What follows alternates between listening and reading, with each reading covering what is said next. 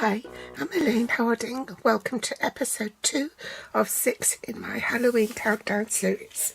This is the card we're making today. It has a technique called the frame stamping technique where you can stamp all around the corners here. And it uses the Festive and Bright photopolymer stamp set, which is bundled with the Festive Finishes dies. You can find it on page 64 if you purchase the stamp set called Festive and Bright together with the Festive Finishes dies. You'll save 10%. I'm also using the Friendly Hippo dies. It's no longer available as a bundle, but you can find those dies on page 163, and it coordinates with the Hippo Happiness stamp set from the annual catalogue on page 62. There are lots and lots of nested dies in the Hippo and Friends die set. What's it called? Yes, Hippo and Friends dies, and the two I'm using is this frame here, the largest and the medium sized one. To save time, I've already pre-die cut these. My card base is 4 1/8 by 11 3/4 inches long and scored at 5 7/8. In metric, this will be 10.5 by 29 centimeters and scored on the long side at 14.5. Two basic black pieces. This has both been cut at 3 7/8 by 5 5/8. In metric, that will be 10 centimeters by 14 centimeters. You also need two pieces in basic white. Both these have been cut at 3 3/4 by 5 1/2. In metric, that will be 9.5 by 13.5 centimeters.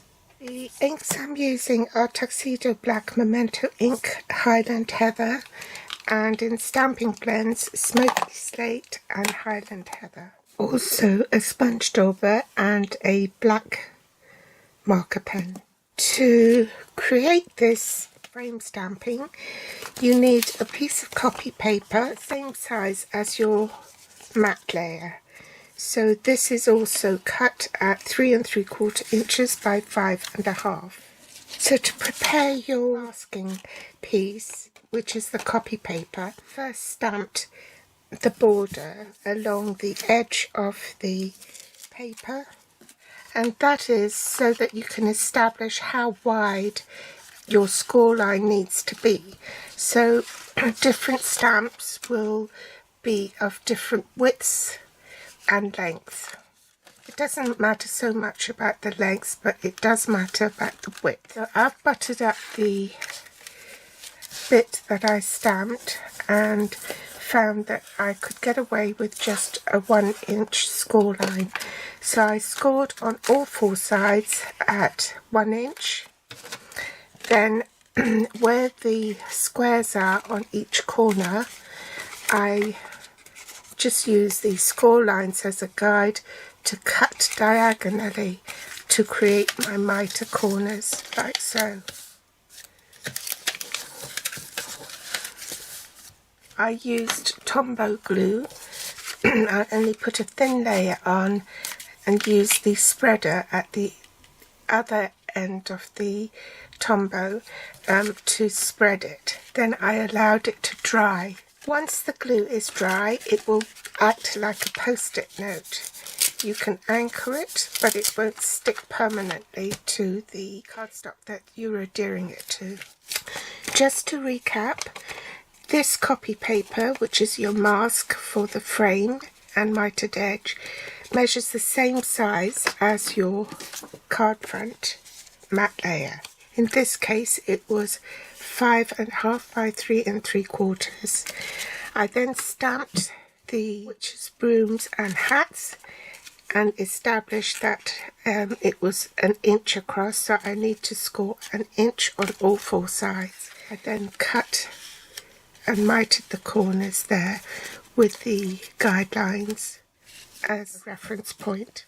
So the next thing to do is align my copy paper with the card front.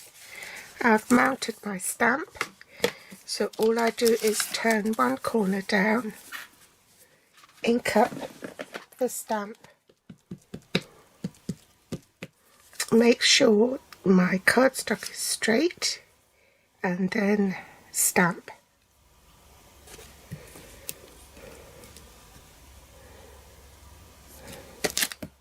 Hang on, I think I'll use my stamp apparatus because the paper is moving everywhere and I want to anchor it down. I'm going to lift that up and put the magnet on there, ink up the stamp, make sure that edge is stamping inside the card and not half hanging off.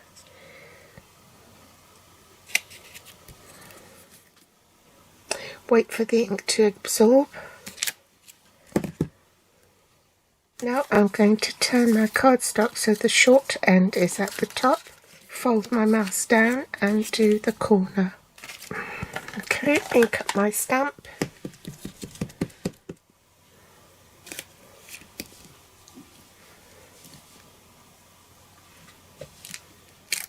I'm going to turn it the other way, anchor the paper down and lift up this edge. Ink up my stamp again,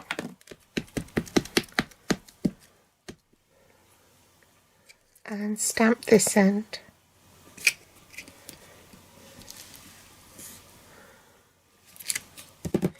Then when you remove this piece, you've got a beautifully stamped corner. And then if you've got a little missing bit, you can always add it back on like so, with a marker pen.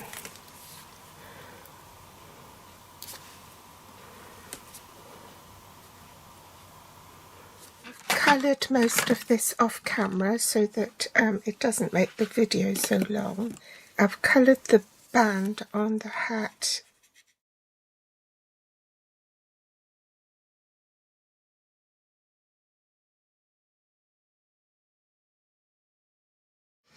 Now we'll do the label, so I'm just going to stamp the word spooky in the middle, followed by greetings underneath.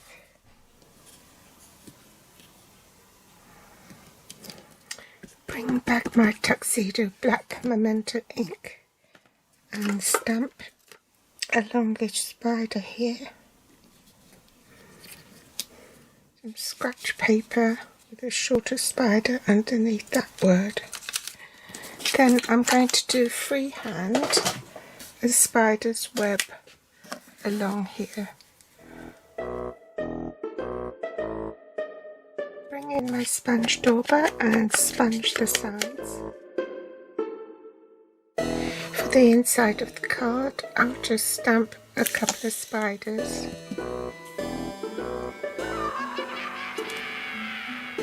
And now I can assemble the card. Tombow on the back, glue the matte layer on first to the card front, leaving an even border on all four sides. Then frame. So I've put dimensionals on the back, put my frame on, make sure it's in the middle. Same with this. Dimensionals on the back, remove the backing paper and put that on top.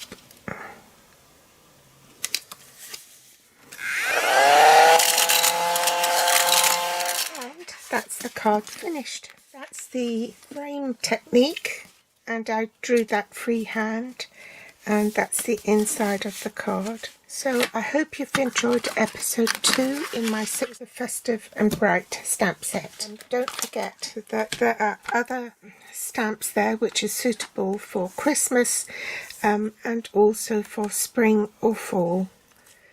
It's also one for a tag because there's to and from there. Thanks for joining me today. All the links to the supplies are below this video in the Show More section. If you haven't subscribed yet, do hit the subscribe button, and if you like this project, give me a thumbs up. Thanks for watching. Bye.